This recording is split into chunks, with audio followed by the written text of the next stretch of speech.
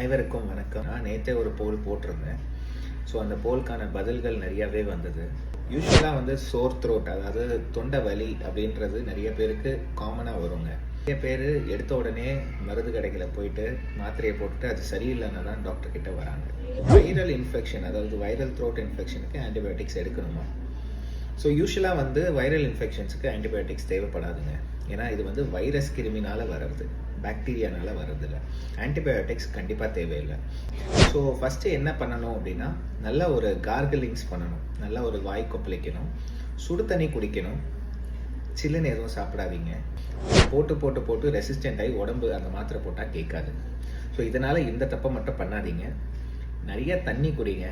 இதையும் மீறி உங்களுக்கு சளி மஞ்சள் கலராக வருது, பச்சை கலராக வருது அப்படின்னா அப்போ நம்ம ஆன்டிபாக்டீரியல்ஸ் ஸ்டார்ட் பண்ணோம். ஸோ அதனால் எடுத்த உடனே வைரல் இன்ஃபெக்ஷன், அதாவது உடம்பு வலி வருது, ஃபீவர் வருதுன்னா இதை எடுக்காதீங்க. ஸோ இது ஒரு மித்து தான். இது போட்டால் சரியாகாது. இந்த மாதிரி அப்டேட்ஸ் வேணும்னா ஸ்கோபி என்டியை ஃபாலோ பண்ணுங்கள், கீழே கமெண்ட் பண்ணுங்கள், இந்த வீடியோவை ஷேர் பண்ணுங்கள்.